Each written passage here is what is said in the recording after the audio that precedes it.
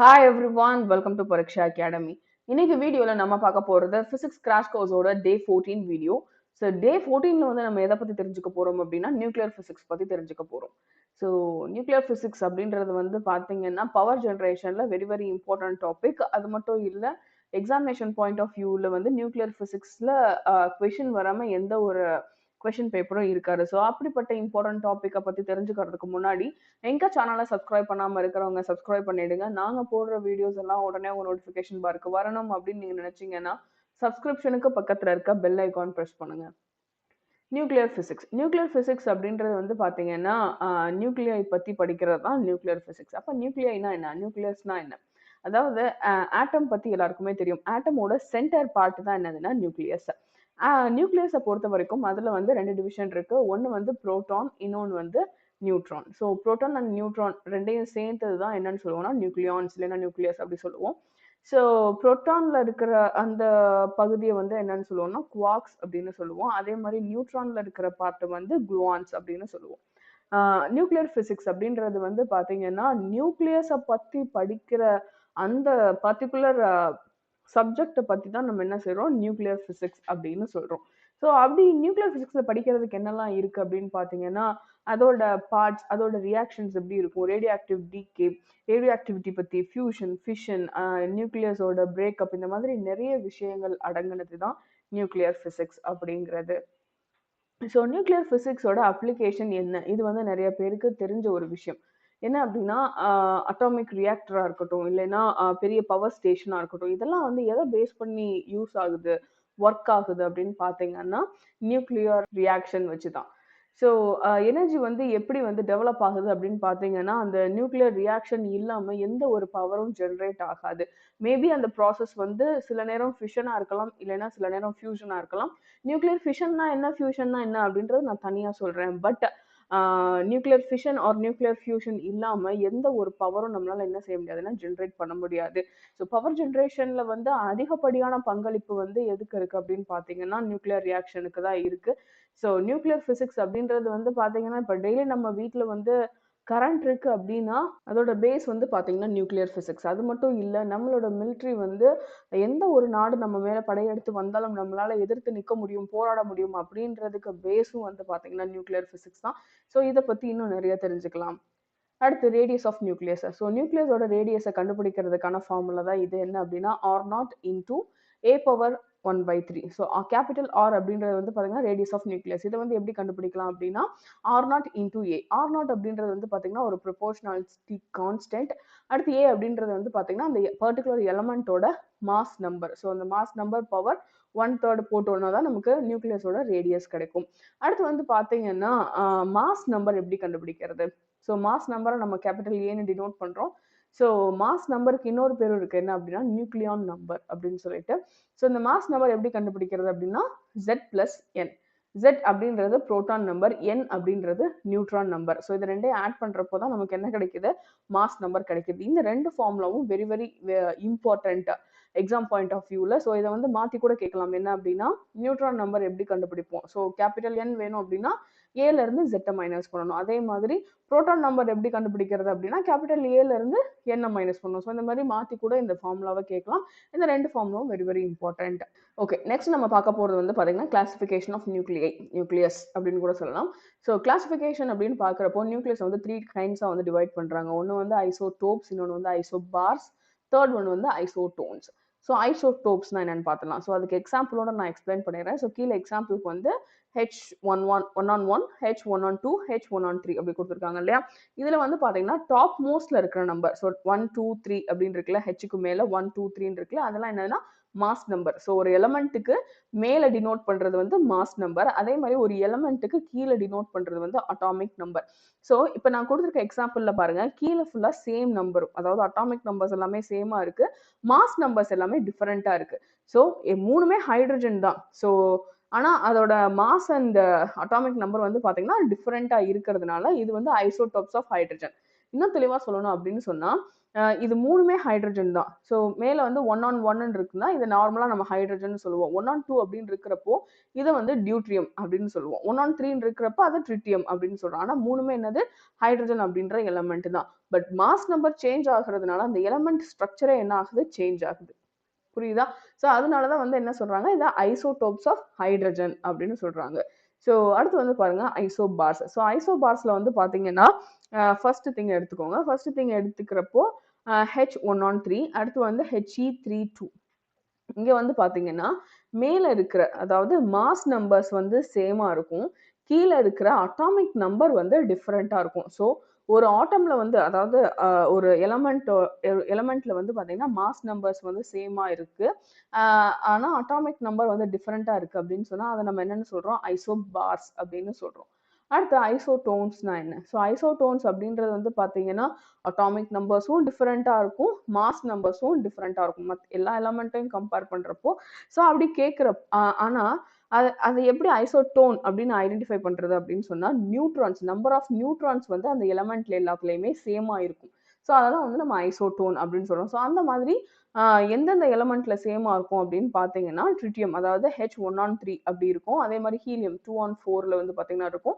Oxygen 8 on 16ல வந்து பாத்தீங்கன்னா மூணு அந்த எலமெண்ட்லயுமே வந்து பாத்தீங்கன்னா நம்பர் ஆஃப் நியூட்ரான்ஸ் வந்து சேம். ஸோ அதனால அதை நம்ம என்னன்னு சொல்றோம்னா ஐசோடோன்ஸ் அப்படின்னு சொல்றோம்.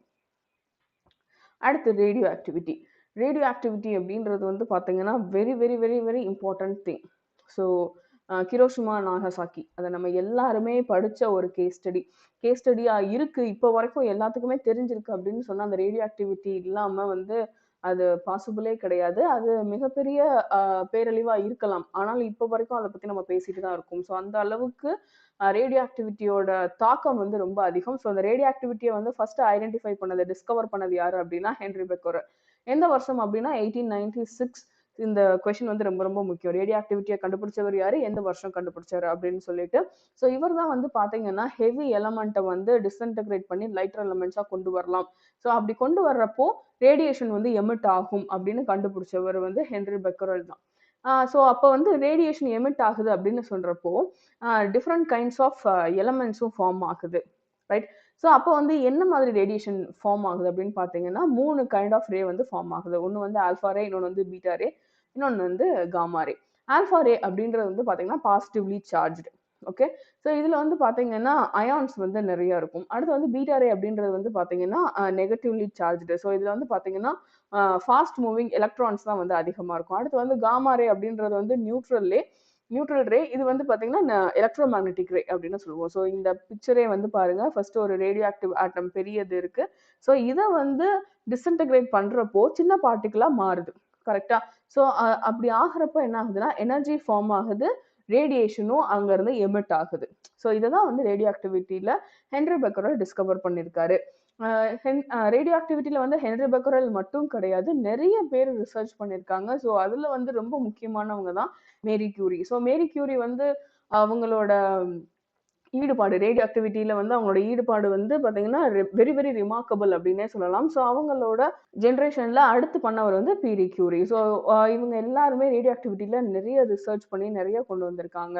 ரேடியோ ஆக்டிவ் டீகே லா அப்படின்னா என்னன்னா so rate of disintegration of atoms is directly proportional to number of atoms. இதுதான் வந்து அந்த ரேட் ஆஃப் டிஸ்இன்டகிரேஷன், அதாவது ரேடியோ ஆக்டிவ் டீகே லாவோட ஃபார்முலா. ஸோ என்ன சொல்றாங்க அப்படின்னா rate of disintegration of atoms வந்து எதுக்கு டைரக்ட்லி ப்ரொபோர்ஷனல் அப்படின்னு பார்த்தோம்னா அந்த சாம்பிள்ல இருக்கிற ரேடியோ ஆக்டிவ் ஆட்டம்ஸ்க்கு வந்து டைரக்ட்லி ப்ரொபோர்ஷனல் அப்படின்னு சொல்றாங்க. ஸோ அததான் இங்க ஃபார்முலாவா கொடுத்துருக்கோம். ஸோ நம்பர் ஆஃப் ஆட்டம்ஸை வந்து எப்படி கண்டுபிடிக்கிறது, டிகே ஆகாம இருக்கிறதுல நம்பர் ஆஃப் ஆட்டம்ஸ் எப்படி கண்டுபிடிக்கிறது அப்படின்னா capital N is equal to N naught exponential minus lambda t அப்படின்றதான் சொல்றாங்க. ஸோ N நாட் அப்படின்றது வந்து after some time, capital N அப்படின்றது number of atoms at time. Right? So half life of a radioactive element. So இதை உங்களுக்கு நான் எப்படி explain பண்ணணும் அப்படின்னு நினைக்கிறேன்னா இப்போ கிரோஷிமா நாகசாக்கி வந்து பார்த்தீங்கன்னா ஆஃப்டர் அந்த பெரிய அழிவுக்கு அப்புறம் வந்து இப்போ வந்து கொஞ்சம் மாறிடுச்சு. பட் ஆனால் இன்னும் அங்கே வந்து பார்த்தீங்கன்னா ரேடியோ ஆக்டிவ் அந்த ரேடியேஷன் வந்து இன்னும் இருந்துக்கிட்டே தான் இருக்கு அப்படின்னு சொல்றோம். ரைட்? ஸோ இப்போ வரைக்கும் அந்த ரேடியேஷன் இருக்கு அப்படின்னா அந்த ஆட்டம்ஸ்லாம் எங்கே போச்சு? ரைட். அப்ப இப்ப வரைக்கும் அது அ கம்ப்ளீட்டா அங்க நல்லிஃபை ஆயிடுச்சு அப்டின்னா, நம்மளால சொல்ல முடியல இல்லையா? இன்னும் அந்த இடத்துல ரேடியேஷன் இருந்துட்டே தான் இருக்கு அப்டின்னு சொல்றோம். ஸோ அப்டி பார்க்குறப்போ அந்த ஆம் அந்த நம்பர் ஆஃப் ஆட்டம்ஸ் வந்து குறையுது பார்த்தீங்களா? அந்த இடத்துல அந்த ரேடியேஷன் வந்து குறையுது பார்த்தீங்களா? அப்ப எப்ப குறைய ஆரம்பிக்கணும் அப்டின்னு பார்த்தீங்கன்னா, அந்த எலமென்ட்டோட ஹால்ஃப் லைஃப்ல தான் அது குறையவே ஆரம்பிக்கும். அந்த டைம தான் என்னன்னு சொல்றாங்க? Half life of a radioactive element. So அதுவரைக்கும் வந்து பார்த்தீங்கன்னா, அது அப்படியே தான் இருக்கும். அந்த ரேடியேஷனா இருக்கட்டும், அந்த எலமென்ட்டோட லைஃப் பீரியடா இருக்கட்டும், ஸ்பான் அது எல்லாமே அப்படியே தான் இருக்கும். எப்ப வந்து அந்த நம்பர் ஆஃப் ஆட்டம்ஸ் வந்து ஹால்ஃபா குறையுதோ, அதுதான் வந்து ரேடியோ ஆக்டிவ் எலமென்ட்டோட ஹால்ஃப் லைஃப் அப்படின்னு சொல்றாங்க. அடுத்து வந்து பார்த்தீங்கன்னா, average life or mean life. Average life or mean life அப்படின்னா, அ அந்த டோட்டல் லைஃப் டைம் இருக்குல்ல, அந்த ரேடியோ ஆக்டிவ் எலமென்ட்டோட டோட்டல் லைஃப் டைம் இருக்குல்ல, அது and total number of atoms present. Initially அந்த சாம்பிள்ல எத்தனை நம்பர் ஆஃப் ஆட்டம் இருக்கோ, இது 2யும் ஆட் பண்ணி ஆவரேஜ் எடுத்தா தான் அதோட ஆவரேஜ் லைஃப் வந்து நமக்கு கிடைக்கும். ஸோ அதுக்கு தான் அந்த ஃபார்முலா நாங்க குடுத்துருக்கோம். So relation between half life and disintegration constant அந்த இது வந்து ரொம்ப ரொம்ப முக்கியம். 0.6931 by lambda. Relation between average life and decay constant, capital T is equal to 1 plus lambda. இதுவும் ரொம்ப ரொம்ப முக்கியம். Tau is equal to 1 divided by lambda. இதுவும் ரொம்ப முக்கியம். Relation between half life and target life, tau is equal to 1.44 t. இதுவுமே ரொம்ப ரொம்ப முக்கியம். இந்த 3 ஃபார்முலாஸும் கரெக்ட்டா தெரிஞ்சுக்கோங்க. ஸோ இதுவும் வந்து ரொம்ப இம்பார்ட்டன்ட் கொஸ்டின்ஸ் எக்ஸாம்ஸ்ல கண்டிப்பா கேட்பாங்க.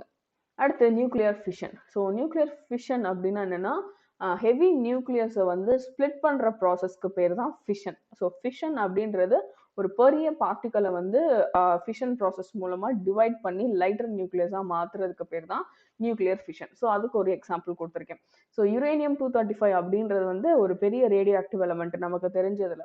ஸோ இதோட ஒரு நியூட்ரானை இப்போ ஆட் பண்றோம் அப்படின்னு சொன்னா அங்க என்ன ஆகுது? அந்த யுரேனியம் 235 வந்து ஸ்ப்ளிட் ஆகுது. எப்படி ஸ்ப்ளிட் ஆகுது அப்படின்னு பார்த்தீங்கன்னா, பேரியமாவும் கிரிப்டானாவும் ஸ்ப்ளிட் ஆகுது. ஸோ பேரியம் 141 கிரிப்டான் 92 ஸ்ப்ளிட் ஆகுது. ஸோ இதன் மூலமா என்ன கிடைக்குது அப்படின்னு பார்த்தீங்கன்னா, ஏற்கனவே ஒரு நியூக்ளியஸ் இருக்கு யுரேனியம்ல. நான் அதோட ஒரு நியூட்ரானை தான் ஆட் பண்ணேன். பட் ஃபைனலா நான் பார்க்குறப்போ எனக்கு 3 நியூட்ரான் கிடைக்குது. பிளஸ் அதோட எனர்ஜியும் கிடைக்குது.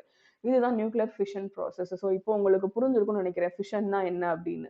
ஸோ ஒரு பெரிய நியூக்ளியஸ் அதான் யுரேனியம் 235 அதை வந்து த்ரூ ப்ராசஸிங் மூலமா ஸ்ப்ளிட் பண்றப்போ எனக்கு 2 புது எலமெண்ட் கிடைக்குது, பிளஸ் எனர்ஜி கிடைக்குது, அடிஷ்னலா ஒரு நியூட்ரானும் கிடைக்குது. ஸோ இதுதான் ஃபிஷன், நியூக்ளியர் ஃபிஷன் ப்ராசஸ் அப்படின்னு சொல்லிட்டு. அடுத்து வந்து பாத்தீங்கன்னா nuclear chain reaction. Nuclear chain reaction அப்படின்னா என்னன்னா, எந்த ஒரு ஃபிஷனா இருக்கட்டும், ஃபியூஷனா இருக்கட்டும், இது எல்லாமே வந்து செயின் ரியாக்ஷன் தான். எதுவுமே எடுத்த உடனே முடியிற ப்ராசஸே கிடையாது. அது ஒரு கன்டினியூஸ் செயின் ரியாக்ஷன் தான். அதுக்கு தான் வந்து நான் ஹிரோஷிமா, நாகசாக்கிய சொன்னேன். இப்போ வரைக்கும் அதுல வந்து அந்த ரேடியோ ஆக்டிவிட்டி ரேஸ் வந்து இன்னும் இருந்துட்டே இருக்கு அப்படின்னா, அது என்னது செயின் ரியாக்ஷன் தானே. கன்டினியூட்டியா போயிட்டே தான் இருக்கு. எப்ப ஸ்டார்ட் ஆனாலும் பரவால்ல. இது வந்து இப்போ முடிஞ்சிருச்சு அப்படின்னு நம்மளால சொல்லவே முடியாது. அதுதான் வந்து நியூக்ளியர் செயின் ரியாக்ஷன் அப்படின்றது. ஸோ அது வந்து 2 கைண்ட்ஸ் இருக்கு. ஒண்ணு வந்து கண்ட்ரோல்டு செயின் ரியாக்ஷன், இன்னொன்னு வந்து uncontrolled chain reaction. So uncontrolled தான் அதுக்கு பெஸ்ட் எக்ஸாம்பிள் ஹிரோஷிமா, நாகசாக்கிய தவிர வேற எதுவுமே கிடையாது. கண்ட்ரோல்டு செயின் ரியாக்ஷனுக்கு வந்து பார்த்தீங்கன்னா, இப்ப நம்ம வச்சிருக்கிற அந்த நியூக்ளியர் பவர் ரியாக்டரா இருக்கட்டும், அட்டாமிக் ஸ்டேஷன்ல நம்ம எல்லாமே எதுல பண்றோம்னா, கண்ட்ரோல்டு மேனர்ல பண்றோம். ஸோ இன்னைக்கு மார்னிங் ப்ராசஸ் ஆரம்பிச்சோம்னா, ஒரு 1 வீக்ல அந்த ப்ராசஸ கம்ப்ளீட் பண்ணிடுறோம். ஸோ அது வந்து நம்மளோட கண்ட்ரோல்ல நடக்குது. ஸோ எல்லாமே சேஃப் அண்ட் செக்யூரா இருக்கு. ஸோ அது வந்து controlled chain reaction. So uncontrolled அப்படின்னா, நம்ம எதிர்பாராத விதமா இன்னும் வரைக்கும் தாக்கம் ஏற்படுத்திட்டே இருக்கு அப்படின்னா, அது வந்து அன்கண்ட்ரோல்டு செயின் ரியாக்ஷன். அடுத்து வந்து nuclear fusion. So nuclear fusion அப்படின்னா, அ 2 டியூ அ ஒரு 2 லைட்டர் நியூக்ளியஸ் சேர்த்து ஒரு ஹெவி நியூக்ளியஸா ஃபார்ம் பண்றோம் அப்படின்னா, அது வந்து நியூக்ளியர் ஃபியூஷன். ஸோ அதுக்கு எக்ஸாம்பிள் தான் குடுத்துருக்கோம். என்ன அப்படின்னா, ஹைட்ரஜன் 1 ஆன் 2 அத வந்து 3 டைம்ஸ் அதாவது 3 element of hydrogen 1 and 2 add பண்ணோம் அப்படின்னா, நமக்கு ஹீலியம் கிடைக்குது. பிளஸ் ஒரு நார்மல் ஹைட்ரஜன் கிடைக்குது. அடிஷனலா ஒரு நியூட்ரான் கிடைக்குது. அது போக 21.6 மில்லியன் வோல்ட் வந்து எனர்ஜி கிடைக்குது. ஸோ ஃபியூஷன் ப்ராசஸ் தான் வந்து நமக்கு சன்ல நடக்கிறதும் கூட. ஸோ இப்ப நமக்கு வந்து நியூக்ளியர் ஃபியூஷன் அப்படின்ற ப்ராசஸ் தான் சன்ல நடக்குது. அதனால தான் வந்து பார்த்தீங்கன்னா, சன்ன சுத்தி இருக்கிற லேயர்ல அந்த அளவுக்கு ஹீட் இருக்கு. ஸோ இப்ப வரைக்கும் அ நம்ம எர்த்ல வர ரேஸ நம்மளால தாங்கிக்க முடியுதா? ஏப்ரல் மாசம் வெயில நம்மளால தாங்கிக்க முடியுதா? ஸோ சன்ல வந்து ஃபியூஷன் ப்ராசஸ் நடக்கிறதுனால தான் நமக்கு இவ்ளோ ஹீட் வந்து ட்ரான்ஸ்ஃபர் ஆயிட்டு இருக்கு.